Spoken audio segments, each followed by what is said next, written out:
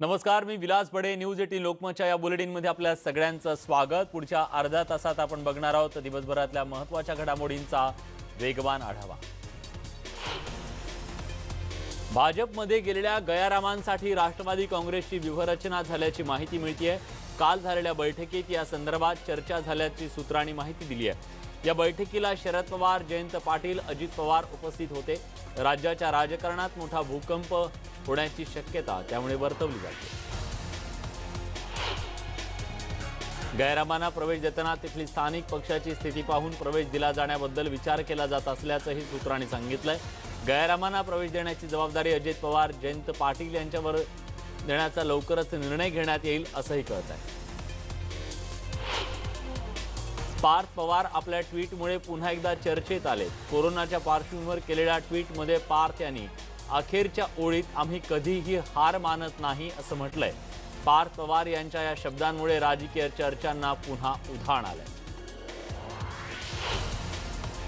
पद्मसिंह पाटील यांचे नातू मल्हार पाटील यांनी पार्थ पवार यांच्या समर्थनार्थ फेसबुक पोस्ट केली आहे. लढायचं कसं ते आम्हाला माहीत आहे असं म्हणत मल्हार पाटील यांनी पार्थ यांचं समर्थन केले.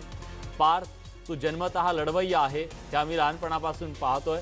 मला तुझा अभिमान आहे असंही त्यांनी आपल्या पोस्टमध्ये म्हटलं. पार्थ प्रकरणात राष्ट्रवादीचे ज्येष्ठ नेते छगन भुजबळ यांनी खास शैलीत प्रतिक्रिया दिली आहे. नया है वह असं म्हणत भुजबळांनी पार्थला टोला लगावला. शरद पवार आज सकाळी 9:45 वाजता मुंबईतील यशवंतराव चव्हाण सेंटरमध्ये दाखल झाले, पण त्यांनी माध्यमांना कोणतीही प्रतिक्रिया दिली नाही.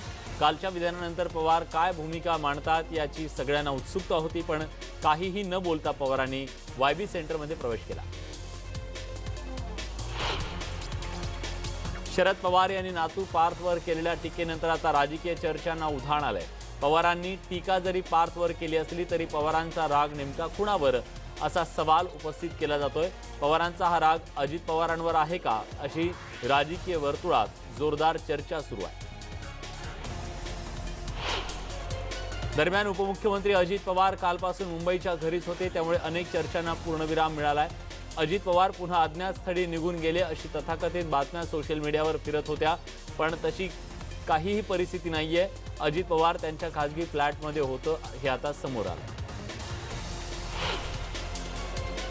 स्वाभिमानीचे अध्यक्ष राजू शेट्टी सोलापूर जिल्हाधिकारी कार्यालयावर मोर्चा काढणार आहेत. दुधाला प्रति लिटर 25 रुपये आणि 5 रुपये मानधन त्वरित शेतकऱ्यांच्या खात्यात जमा करावं या मागणीसाठी हा मोर्चा असणार आहे. सोमवारी 17 ऑगस्ट रोजी गुराढोरांसह हल्लाबोल मोर्चा काढला जाईल. दूध प्रश्नी मुख्यमंत्र्यांनी हस्तक्षेप करावा अशी मागणी दूध उत्पादक शेतकरी संघर्ष समिती आणि किसान सभेने केली आहे. आपली आर्थिक भागीदारी असलेल्या दूध पावडर कंपन्यांना आर्थिक लाभ व्हावा यासाठी सरकारमधील काही घटक मुख्यमंत्र्यांना चुकीची माहिती देत असल्याचा गंभीर आरोप अजित नवलेंनी केला.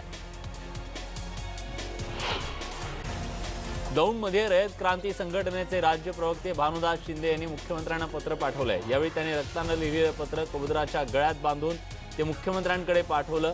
सरकारनं योग्य अशी दखल घेतली नसल्यानं भानुदास शिंदे यांनी कबुतराच्या गळ्यात पत्र बांधून मुख्यमंत्र्यांकडे पाठवलंय. अतुल भातखळकर आणि ऊर्जा मंत्री डॉक्टर नितीन राऊत यांच्यावर कठोर टीका केली आहे. वीज बिलांसंदर्भात राज्य सरकारनं नागरिकांना अजून कोणताच दिलासा दिलेला नसल्याचं सांगत अतुल भातखळकरांनी सरकारवर टीका केली आहे. या सरकारचं काम म्हणजे बोलाची कडी, बोलाचाच भात अशा शब्दात भातखळकरांनी सरकारवर टीका केली आहे. शेतकऱ्यांकडे पीक कर्जासाठी आधार कार्ड, सातबारा उतारा आणि 8 या 3 कागदांव्यतिरिक्त कोणताही चौथा कागद मागितला तर बँक अधिकाऱ्याच्या लाथ मारा असं वक्तव्य माजी कृषी मंत्री अनिल बोंडेंनी केलंय. अमरावतीच्या मोर्शी तालुक्यातील लोहगाव इथं भारतीय स्टेट बँकेत शेतकऱ्यांना कर्ज मिळवण्यासाठी आंदोलन करावं लागलं, त्यानंतर ते बोलत होते. गणेशोत्सव काळात चाकरमान्यांना कोकणात जाण्यासाठी रेल्वे न सोडण्यात आल्यानं भाजप नेते आशिष शेलार यांनी राज्य सरकारवर टीका केली आहे. यावेळी त्यांनी राज्यातील मंत्र्यांना भांडखोर सासूची उपमा दिली आहे. केवळ दुसऱ्याला दोष देऊन स्वतःचं अपयश झाकण्याचं कौशल्य राज्यातील पाडून दाखवा सरकारकडे आहे असंही ते म्हणाले. सुशांत सिंग आत्महत्या प्रकरणी सीबीआय चौकशीची मागणी करणारे नारायण राणे स्वतःच्या चुलत भावाच्या हत्येप्रकरणी अजून गप्प का असा सवाल शिवसेना खासदार विनायक राऊत यांनी उपस्थित केलाय। तसंच 2002 आणि 2013 या काळात सिंधुदुर्गात झालेल्या सत्यविजय भिसे खून, रमेश गोवेकर बेपत्ता प्रकरण, अंकुश राणे हत्या आणि रमेश मणचेकर हत्या या सर्व गुन्ह्यांचा उच्चस्तरीय यंत्रणांकडून तपास व्हावा असं पत्र राऊतांनी गृहमंत्र्यांना दिलं। विनायक राऊतांच्या प्रश्नाला माजी खासदार निलेश राणे यांनी प्रत्युत्तर दिलंय। आदित्य ठाकरेंना या प्रकरणातून वाचवण्यासाठी म्हणून प्रयत्न सुरू असल्याचा गंभीर आरोप निलेश राणेंनी केलाय। न्यूज 18 लोकमतशी बोलताना त्यांनी हे आरोप केले। सुशांत प्रकरण विरोधकांकडून जाणीवपूर्वक तापवलं जात असल्याचा आरोप छगन भुजबळ यांनी केलाय। सुशांत प्रकरण आता राष्ट्रवादी काँग्रेसचे ज्येष्ठ नेते छगन भुजबळ यांनी त्यावर भाष्य केले।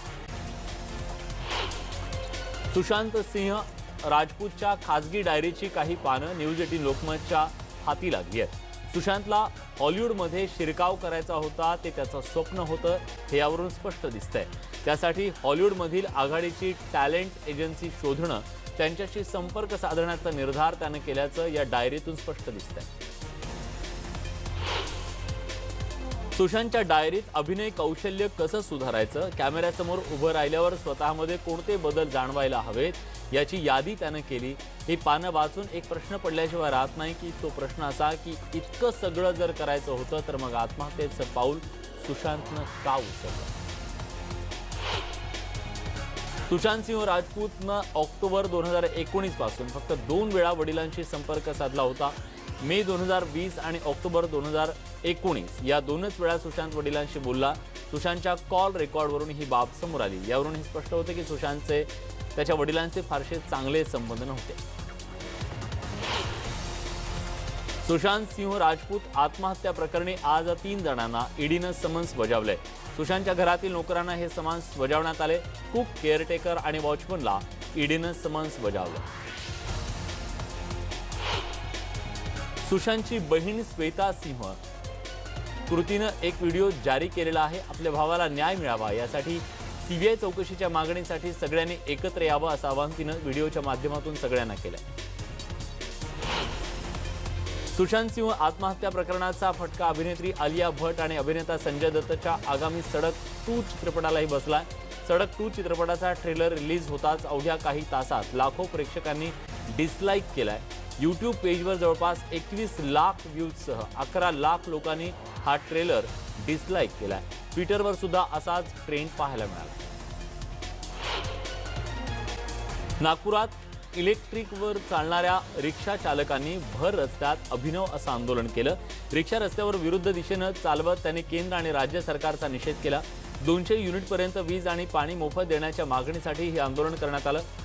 उद्योजकांना माफी आणि सामान्य नागरिकांना शिक्षा हे सरकारचं उलट धोरण असल्याचं आंदोलकांनी म्हटलंय। खडकवासला धरणातून पाणी शहरात येईपर्यंत काळंकुट्ट दुर्गंधीयुक्त होऊन जातं। यावेळी मोठ्या प्रमाणात जलपर्णी, प्लास्टिक बाटल्या, सर्व कचरा वाहून येतो। आता ही वाहून आलेली जलपर्णी जेसीबी लावून काढण्याचं डंपरमध्ये भरायला सुरुवात झाली आहे। नदीत मैलायुक्त पाणी थेट सोडलं जात असल्यानं नदी प्रदूषित होऊन जाते। कोरोना पसरू नये यासाठी महापौर मुरलीधर मोहोळ हे फुटपाथवर गणेश मूर्ती विक्री स्टॉल नको याबद्दल आग्रही आहेत। अशा स्टॉलवर कारवाईचा इशारा त्यांनी दिलाय। मात्र काही ठिकाणी स्टॉल्स लावून विक्री सुद्धा सुरू झाली आहे। रायगडमध्ये गणपती उत्सवाच्या निमित्तानं चाकरमानी मोठ्या संख्येनं कोकणात जाण्यासाठी निघाले। त्यासाठी मुंबई गोवा महामार्गावर वाहनांची संख्या वाढली आहे। दरम्यान यासाठी मोठा पोलीस बंदोबस्त तैनात करण्यात आलाय। दरम्यान तारखेला अधिक कर्मचारी वाढवण्यात येणार असून गणपतीनंतर परतीच्या प्रवासासाठी सुद्धा खबरदारी घेतली जाणार असल्याचं पोलीस दलाकडून स्पष्ट करण्यात आलं। कोरोनाच्या लढ्यात नवी मुंबईतील गणेशोत्सव मंडळानं महत्त्वाचा निर्णय घेतलाय। ऐरोली दिघा भागात यावर्षी सार्वजनिक गणेशोत्सव साजरा करण्यात येणार नाहीये। सर्वपक्षीय नेत्यांनी आणि गणेशोत्सव मंडळांनी हा निर्णय घेतलाय। गेल्या 4 महिन्यांपासून कांद्याच्या कोसळणाऱ्या भावाला आज काहीसा ब्रेक लागला। लासलगाव, मालेगाव, मनमाडसह नाशिक जिल्ह्यातील बहुतांश बाजार समित्यात कांद्याच्या भावात क्विंटल मागे 200 ते 260 रुपयांपर्यंतची सुधारणा झाली। गेल्या 4 महिन्यांपासून कांद्याच्या भावात रोज घसरण होत होती, त्यामुळे शेतकरी हवालदिल झाला होता।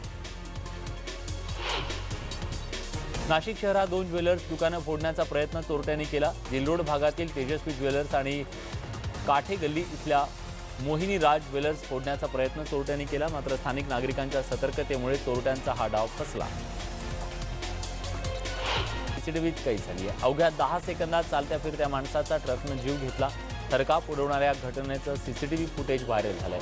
रुस्तुम लक्ष्मण राजुळे असं अपघातात मृत्युमुखी पडलेल्या व्यक्तीचं नाव आहे।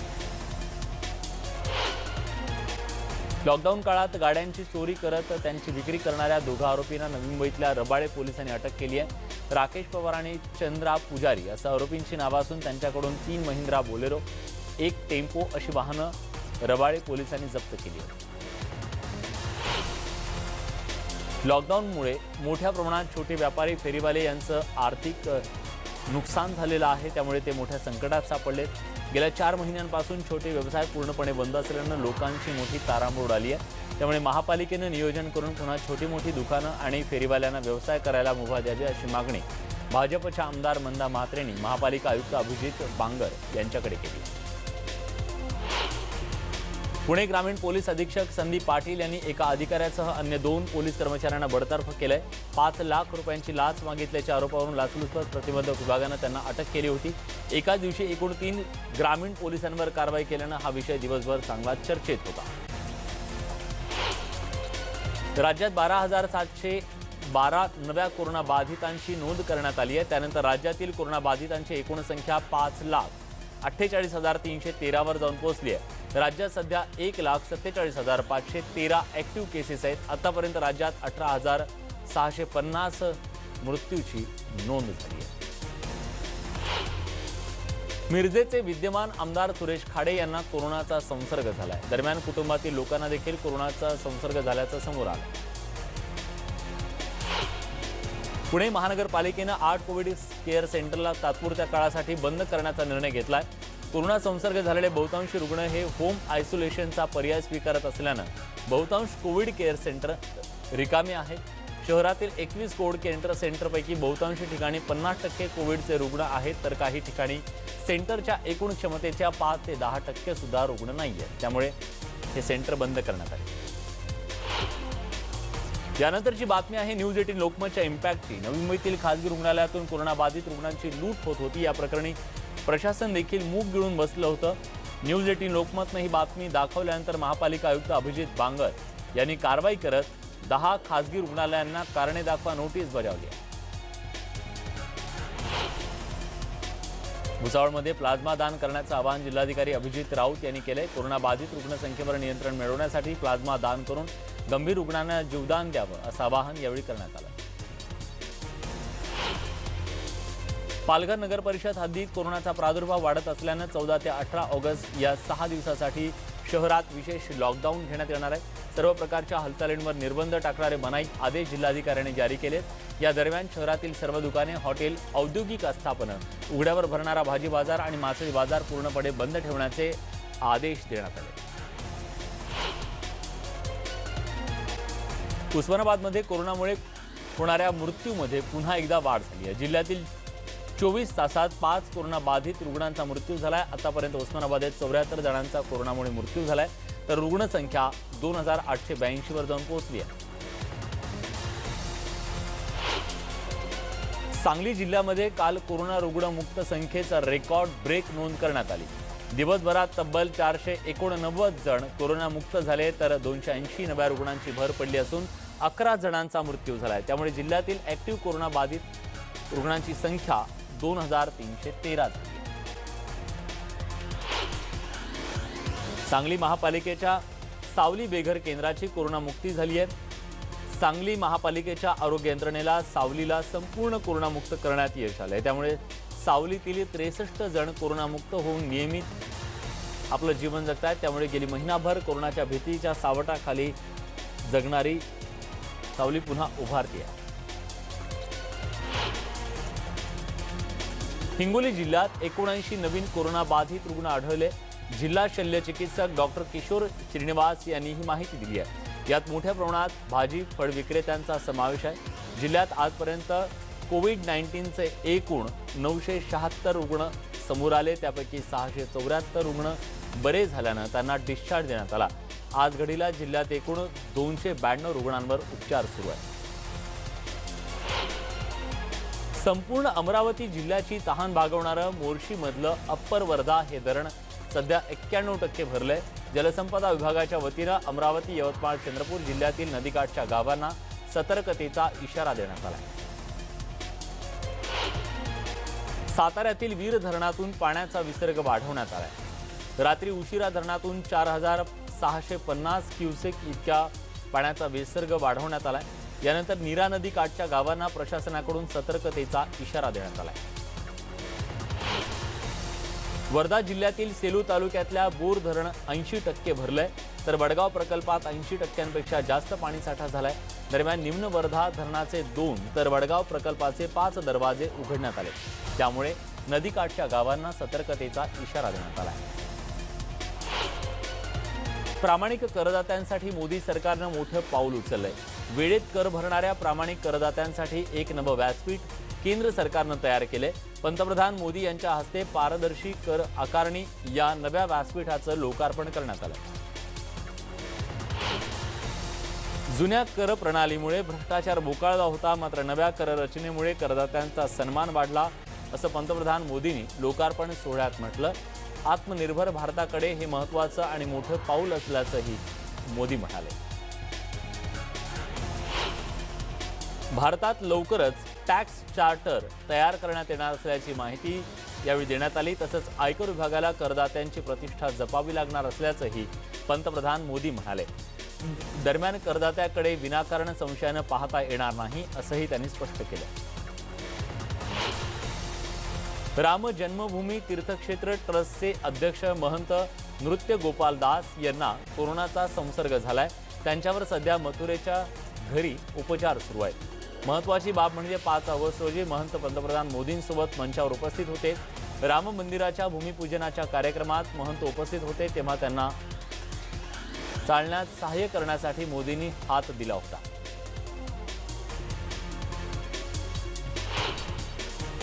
स्वदेशीचा अर्थ प्रत्येक विदेशी वस्तूंवर बहिष्कार घालणं असा होत नाही, असं वक्तव्य राष्ट्रीय स्वयंसेवक संघाचे सरसंघचालक मोहन भागवत यांनी केलंय. आता विकासाचं नवं मॉडेल तयार केलं गेलं पाहिजे, असंही ते म्हणाले. मोहन भागवत यांनी राजेंद्र गुप्ता यांच्या 2 पुस्तकांचं प्रकाशन केलं, त्यावेळी ते बोलत होते. सत्ता नाट्य संपल्यानंतर राजस्थान काँग्रेसचा संसार पूर्वपदावर आणण्याच्या हालचालींना गती मिळाली आहे. झाले गेले विसरून जा, माफ करा आणि पुढे चला, असं आवाहन मुख्यमंत्री अशोक गहलोत यांनी बुधवारी काँग्रेसच्या नाराज आमदारांना केलं. राजस्थानचे मुख्यमंत्री अशोक गहलोत आणि सचिन पायलट यांच्यातील मतभेद आधीपेक्षा अधिक वाढले असल्याचा दावा केंद्रीय मंत्री गजेंद्र सिंग शेखावत यांनी केला. विदर्भातील 2 जिल्ह्यात महामार्गाच्या बांधकामादरम्यान राबवण्यात आलेला जलसंधारण पॅटर्न नीती आयोगानं स्वीकारला असून आता तो संपूर्ण देशात राबवण्याची शिफारस राज्यांना केली जाणार आहे. केंद्रीय भूपृष्ठ वाहतूक मंत्री नितीन गडकरी यांच्या मार्गदर्शनात हा पॅटर्न राबवण्यात आला. नव्या संसद भवनाच्या बांधकामासाठी निविदा भरलेल्या 3 कंपन्या पात्र ठरल्या. त्यात Larsen and Toubro, Tata projects limited आणि शापूरजी पालनजी अँड कंपनीचा समावेश आहे. केंद्रीय सार्वजनिक बांधकाम विभागानं ही माहिती दिली आहे. या महत्त्वाकांक्षी प्रकल्पासाठी 7 कंपन्यांनी पूर्व पात्रता निविदा दाखल केल्या होत्या. संसद भवनाच्या परिसरातील 118 क्रमांकाचा भूखंड नव्या भवनासाठी निवडला गेला. गेल्या 24 तासात कोरोना रुग्णांमध्ये आतापर्यंतची सर्वात मोठी वाढ झाली आहे. 66,999 कोरोना बाधितांची भर पडली असून 834 मृत्यू नोंदवले गेलेले आहेत. देशात एकूण कोरोना बाधित रुग्णांची संख्या 23,96,637 वर जाऊन पोहोचली आहे. तर एकूण 47,033 जणांचं कोरोनामुळे प्राण गमावलेले आहेत. केंद्रीय आरोग्य मंत्रालयाने ही माहिती दिली आहे. कोरोना प्रतिबंधक लसीची खरेदी केंद्रीय स्तरावर केली जाणार असून राज्यांनी स्वतंत्रपणे लस खरेदी करू नये अशी सूचना राष्ट्रीय तज्ज्ञ गटाचे सर्व राज्यांना केलेली आहे. नीती आयोगाचे सदस्य व्ही.के. पॉल यांच्या अध्यक्षतेखाली राष्ट्रीय तज्ज्ञ गटाची पहिली बैठक बुधवारी घेण्यात आली. हैदराबादमध्ये काल नॅशनल स्टुडंट्स युनियन ऑफ इंडियाच्या सदस्यांनी आंदोलन केलं. कोरोनाची महामारी असताना सीईटी घेण्याला NSUIनं विरोध केलाय. सरकारचं लक्ष वेधून घेण्यासाठी त्यांनी PPE किट परिधान करून आंदोलन केलं. वैष्णव देवी मंदिरातील 8 पुजाऱ्यांना कोरोनाचा संसर्ग झालाय. 8 पुजाऱ्यांचा रिपोर्ट पॉझिटिव्ह आढळून आल्यानं एकच खळबळ उडाली.